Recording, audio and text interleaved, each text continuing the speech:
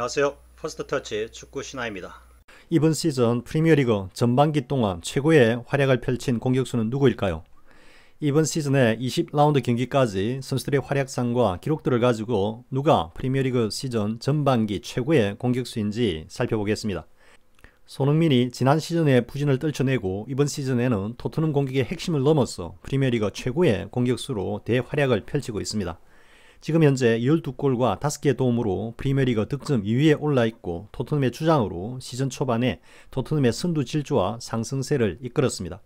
시즌 초반 맨시티 홀란드가 압도적인 골 레이스를 펼치면서 프리미어리그 득점왕을 예약한 듯한 분위기였습니다만 지금 현재 홀란드는 리버풀의 살라와 함께 14골에 머무르면서 공동 1위를 기록하고 있습니다. 손흥민의 12골과는 2골 차이가 나고 있고 또 아시안컵을 위한 차출로 프리미어리그 4경기 정도를 쉬어야 하지만 아직은 충분히 홀란드와 살라를 추격할 수 있는 가능성이 있습니다.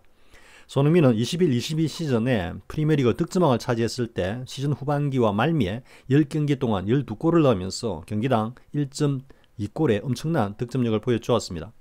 이러한 활약을 이번 시즌 후반기에 다시 한번 보여준다면 비록 지금은 다소 불리한 상황에 처했지만 충분히 득점왕 레이스를 펼칠 수 있다고 봅니다.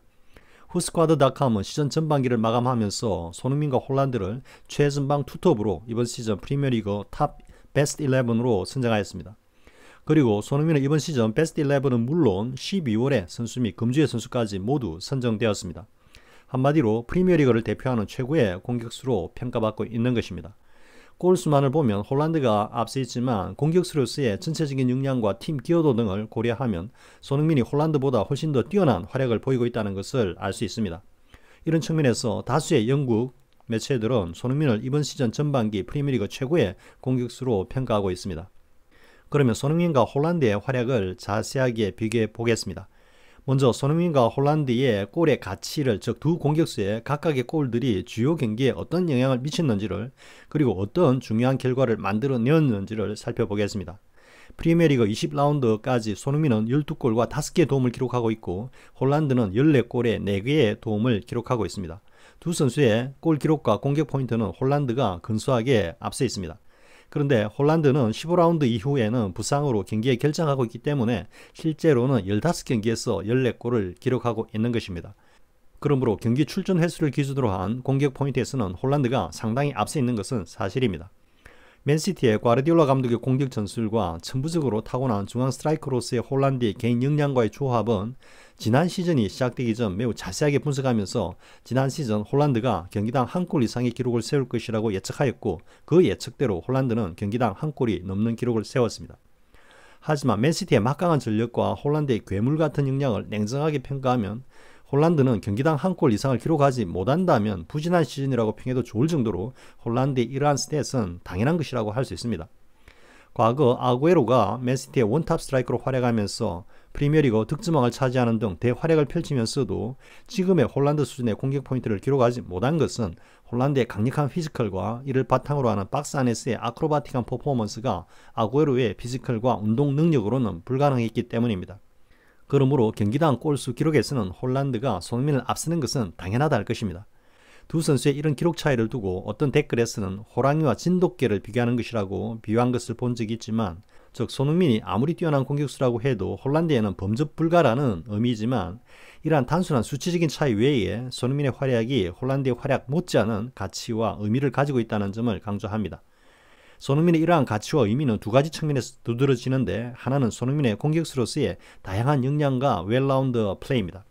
그리고 다른 하나는 프리미어리그 탑4 경쟁팀과의 빅매치 경기들에서 보여준 두 선수의 활약도의 차이입니다. 손흥민과 홀란드의 공격수로서의 결정적인 차이점은 다양한 포지션을 소화하는 멀티 역량의 차이입니다. 물론 중앙 스트라이커로서의 홀란드의 역량은 역대 최고라고 할 수 있지만 중앙 스트라이커는 물론 좌우 윙포워드 그리고 공격형 미들과 프리롤 및 플레이메이커 역할까지 월드클래스 수준으로 해내는 손흥민의 역량 역시 역대 최고 수준이라고 할 수 있습니다. 맨시티에 홀란드가 빠지는 경우는 지난 시즌에는 귄도안 등이 그리고 이번 시즌에는 알바레즈 등이 가짜 9번 역할을 하면서 홀란드의 공백을 메우고 있는데 이러한 변화는 당연히 과르디올라 감독 입장에서는 공격 전술에서의 근본적인 변화가 필요합니다. 그러나 토트넘의 경우는 시즌 초반 히살리송의 부진으로 공격력이 살아나지 않고 있을 때 손흥민이 히살리송을 대신해서 중앙 스트라이커로 활약하면서 오히려 팀 성적을 이끌면서 프리미어리그 선두를 달리기도 하였습니다. 그리고 히살리송의 폼이 올라오면서 공격력을 회복하였을 때는 손흥민은 다시 왼쪽 윙포드로 뛰면서 토트넘의 전반적인 공격을 리드했고, 특히 그 이전에 히살리송의 폼을 되살아나게 한 것도 손흥민의 활약 덕분이었습니다. 그리고 손흥민은 토트넘의 주장으로 팀 성적은 물론 토트넘 전체 사기와 분위기를 진작하는 매우 중요한 역할도 함께 해오고 있습니다. 손흥민의 이러한 활약과 위상은 단순히 골수만으로는 비교할 수 없는 가치와 의미를 가지고 있고, 이런 측면에서는 손흥민의 활약도가 홀란드를 훨씬 능가한다고 하겠습니다. 그리고 손흥민이 홀란드보다 높게 평가될 수 있는 요소가 바로 빅매치에서, 즉 탑4 경쟁을 하는 팀들과의 경기에서 손흥민이 홀란드보다 더 뛰어난 활약을 보여주고 있다는 점입니다. 사실 해트트릭을 기록하면서 팀의 대승을 이끄는 것은 팬들이 가장 열광하는 것이긴 하지만, 실질적인 가치 측면에서는 매우 중요한 경기들에서 뛰어난 활약을 보이면서 승부를 결정짓는 것이 보다 더 의미가 있다고 생각합니다. 즉 탑4 경쟁을 하는 팀들과의 경기에서, 그리고 너무도 중요한 경기에서 승리를 가져오는 결정적인 역할을 하는 빈도가 공격수로서는 가장 중요한 평가 지수가 된다고 생각합니다.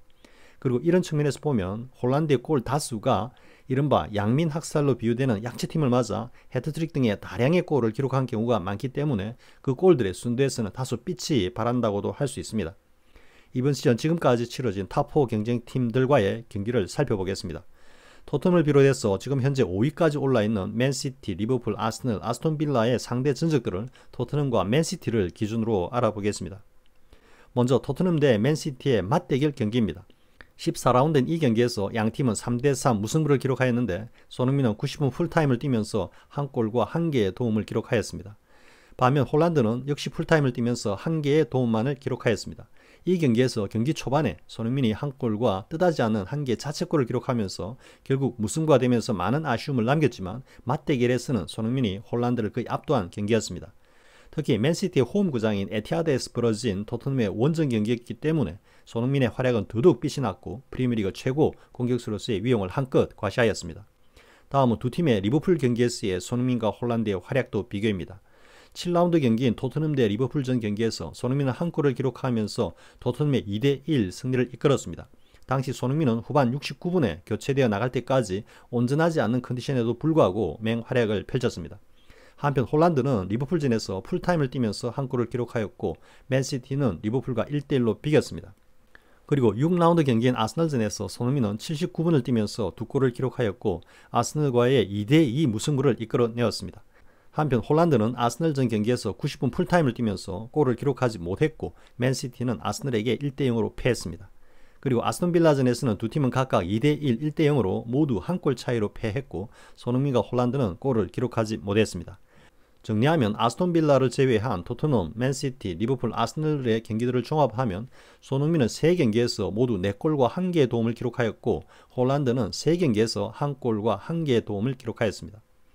그리고 토트넘은 위 경기에서 1승 2무승부를 기록하였고, 맨시티는 2무승부 1패를 기록하였습니다. 이러한 비교에서 알 수 있듯이 손흥민이 이들 빅매치에서는 홀란드보다 활약도 면에서 압도적인 우위를 보여주고 있다는 것을 확인하였습니다. 그러므로 단순히 골 기록만을 기준으로 손흥민을 홀란드와는 비교가 안 되는 수준의 공격수로 평가하는 것은 매우 단순한 논리라는 것을 알 수 있습니다. 물론 축구는 골로 말하고, 따라서 골수로 공격수 역량을 평가하는 것은 상식적이라고 할 수는 있지만, 그렇다고 해서 홀란드를 호랑이로, 손흥민을 진돗개 수준으로 비교 평가하는 것은 단순히 개인적인 피지컬과 골문 앞에서 보여주는 상대적인 운동력과 골 기록 때문이라고 할 수 있습니다. 그러나 공격수의 역량과 가치는 단순한 골수가 기준이 되는 것이 아니라 앞서 본 것처럼 다양한 요소들을 종합하여 비교 평가해야 하는 것입니다. 야구에서 홈런왕보다 타격왕이 더 높은 평가를 받기도 하는 것처럼 축구에서도 공격수의 역량과 가치는 이렇게 종합적으로 평가되어야 한다고 생각합니다.